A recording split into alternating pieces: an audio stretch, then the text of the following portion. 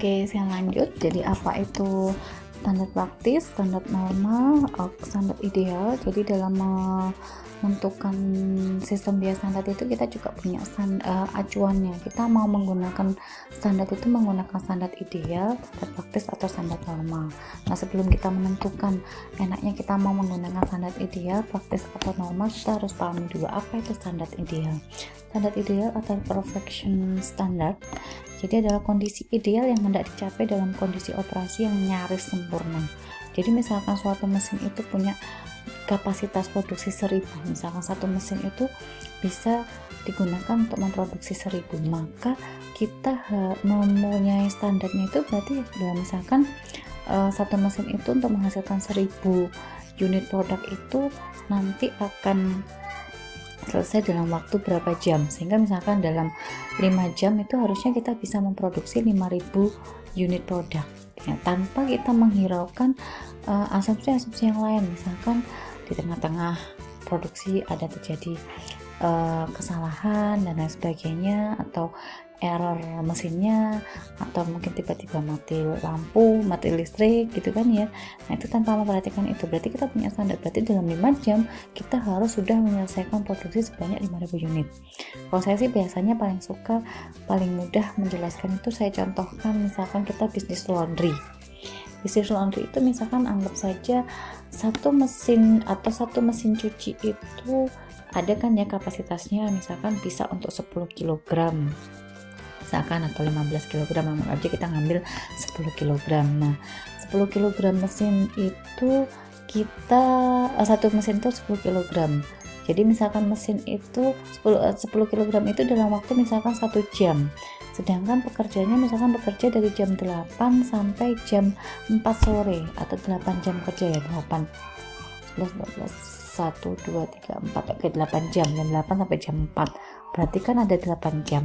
Sedangkan 1 jam itu berarti harus menghasilkan 10 kg, berarti sampai dengan jam 4 berarti harusnya secara ideal mesin cuci itu mampu menghasilkan 80 kg baju yang bisa dicuci gitu kan ya. Sedangkan tapi kita itu sangat ideal, kita tidak memperhitungkan apakah misalkan dari 8 jam kerja itu jam 12 sampai jam 1 kan masih ada jeda istirahat, belum lagi kita memperhitungkan pada saat kita memasukkan pakaian ke mesin cuci itu juga membutuhkan ada jeda beberapa menit, kemudian begitu mesin cucinya selesai atau selesai mencuci, kemudian kita mengeluarkan dari mesin cuci ke bak itu kan ya, itu kita tidak perhitungkan. Nah, itu adalah standar ideal.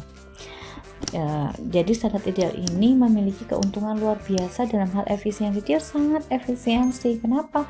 Ya karena dia memang kita membuat standarnya adalah yang sangat ideal, sempurna gitu kan ya.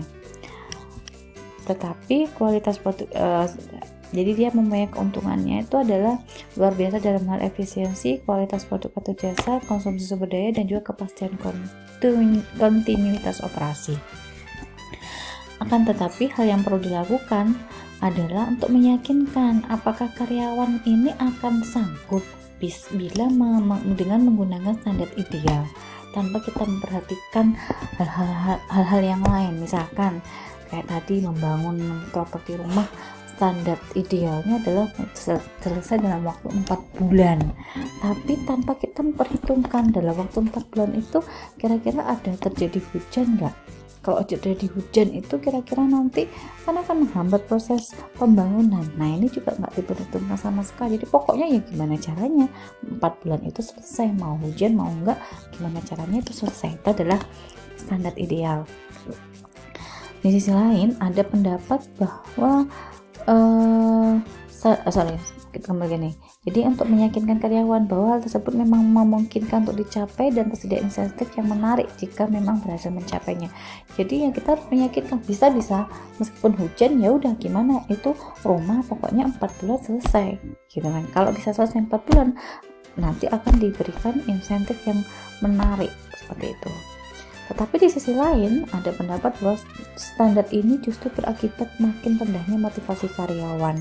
karena berpikir tidak mungkin untuk dicapai. Namanya ideal, sempurna, dimanapun orang yang menginginkan sesuatu hal yang sempurna, tapi kan kita tidak bisa memprediksi cuaca. Kayak tadi ya, kita membangun rumah 4 bulan tanpa memperhitungkan misalkan hujan, ternyata hujannya sangat lebat, itu kan juga mempengaruhi apakah dalam kondisi hujan kita masih bisa bekerja membangun rumah atau tidaknya. Nah itu kan tanpa diperhatikan sama sekali. Atau mungkin pada saat kalau kita implementasikan pada usaha laundry tadi 8 jam 80 kg, karena 1 jam itu 10 kg, apakah kita tidak memperhitungkan kondisi misalkan ada listrik mati gitu kan ya. Apalagi kita tahu di Indonesia seperti itu kan ya, listriknya sering mati. Kemudian belum lagi ya kita ada jeda tadi ya, memasukkan baju ke dalam mesin, mengeluarkan baju ke dalam mesin, itu kan juga butuh waktu, atau ada berapa sekian menit jeda, itu kan tempat diperhitungkan.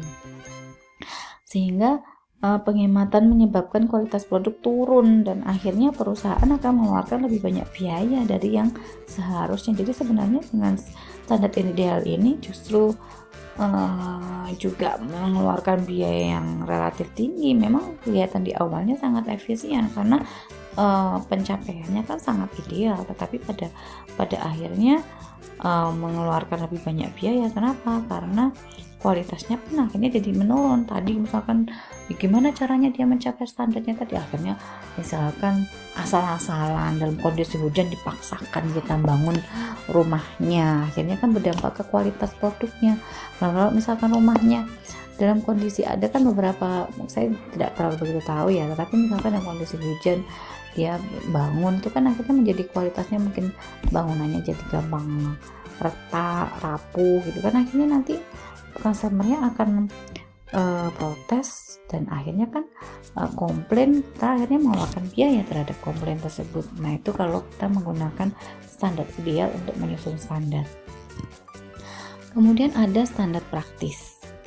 Standar praktis ini relatif masih bisa masih manusiawi lah, jadi dia masih ketat, tetapi juga dia masih namun diharapkan dapat dicapai dalam kondisi yang normal.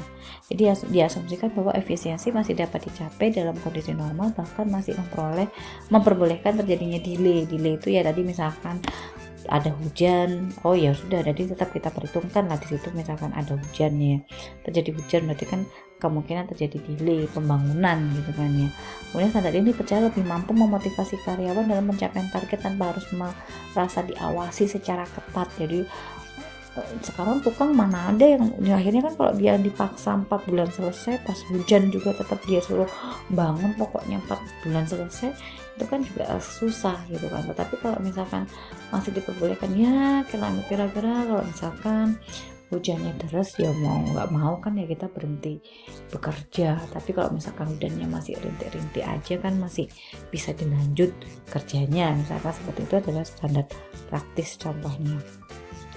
Kemudian standar normal. Kalau standar normal ini kita masih memperhitungkan lagi kira-kira dalam standar ada terjadi kerusakan atau limbah, itu juga diperhitungkan. Contohnya misalkan kalau mesin cuci tadi ya kita masih memperhitungkan yang namanya jam istirahat, kita masih memperhitungkan jeda kita memasukkan ke dalam mesin cuci, mengeluarkan dari mesin cuci, kita juga masih memperhitungkan ya bisa jadi juga kadang-kadang listriknya mati, itu masih diperhitungkan. Itu standar normal, jadi lebih relatif longgar lagi dibandingkan dengan standar praktis. Itu ya yang perlu kita perhatikan. Jadi kesimpulannya, dalam membuat satu standar itu, practical standard atau standar praktis ini seharusnya diset pada tingkat yang memungkinkan untuk dicapai dengan upaya yang memadai dan efisien.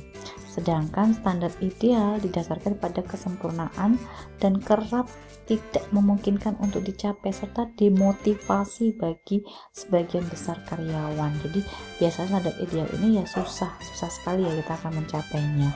Jadi umumnya sih mungkin perusahaan membuat standar itu relatif menggunakan acuannya adalah standar praktis. Jadi menentukan berapa lamanya selesai bangunan, itu paling tidak kita masih memperhitungkan tadi yang kondisi hujan itu ya seperti apa. Kalau hujan deras ya udah berhenti bekerja, kalau hujannya masih rintik-rintik mungkin masih bisa dilanjutkan pekerjaannya itu. Jadi itu dasar menentukan biaya standarnya. Nah, ini poin pentingnya. Kalau tadi saya masih banyak menjelaskan tentang konsep dari sistem biaya standar, nah kita akan masuk terkait dengan analisanya. Jadi di sini nanti kita akan melakukan analisa varian dari biaya produksi. Nah, karena kan biaya standar tadi kan kaitannya dengan 3 komponen biaya produksi, yaitu bahan baku, TKL, dan BOP. Maka di sini saya akan menjelaskan tentang, setelah ini akan saya menjelaskan tentang bagaimana menganalisis biaya produksi tadi. Biaya produksi itu bahan baku, TKL, dan BOP. Ada beberapa cara, ada model 1 selisih, model 2 selisih, dan juga model 3 selisih. Nah, ini akan saya akan jelaskan pada video berikutnya.